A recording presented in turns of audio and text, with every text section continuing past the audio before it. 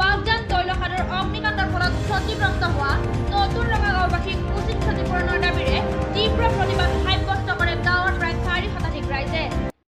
আজি 6 মাহ অতিক্ৰম কৰিলে আৰু আমাৰ নতুন গাঁওবাসীৰ ৰাইজে আজি পৰ্যন্ত ক্ষতিপূৰণৰ ব্যৱস্থা অইল ইণ্ডিয়া কৰা নাই। গতিকে এটা কথা স্পষ্ট, তেওঁলোকে যেতিয়ালৈকে ক্ষতিপূৰণৰ ব্যৱস্থা নকৰে তেতিয়ালৈকে কিন্তু আমাৰ প্ৰতিবাদী কাৰ্যসূচী অব্যাহত থাকিব আৰু অইল ইণ্ডিয়াৰ ভৱিষ্যতৰ দিনত কোনো ধৰণৰ কাম কাজ যে আমাৰ এই অঞ্চলত মাগুৰী বিলৰ পাৰত ডিব্ৰুচৈখোৱাৰ পাৰত তেওঁলোকে অইল ইণ্ডিয়া কোনো ধৰণৰ খনন কাৰ্য চলাব নোৱাৰিব, এইটো কথা স্পষ্ট। যেতিয়ালৈকে নতুন গাঁওবাসীৰ ৰাইজক কেটেগৰীত অন্তৰ্ভুক্ত কৰি ক্ষতিপূৰণৰ ব্যৱস্থা নকৰে তেতিয়ালৈকে কিন্তু আমাৰ এনেকুৱা ধৰণৰ গণতান্ত্ৰিক প্ৰতিবাদ আমি অব্যাহত ৰাখিম আৰু অইল ইণ্ডিয়াক এটা স্পষ্ট সকিয়নি তেওঁলোকে যাতে ক্ষতিপূৰণ দিয়াৰ নামত তেওঁলোকে হুহুকা পিছলা নকৰে।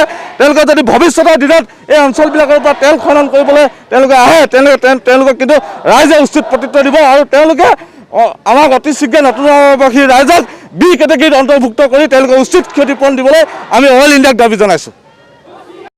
তিনিচুকীয়াৰ পৰা সৌৰভ চৌধুৰীৰ ৰিপৰ্ট 7 is now।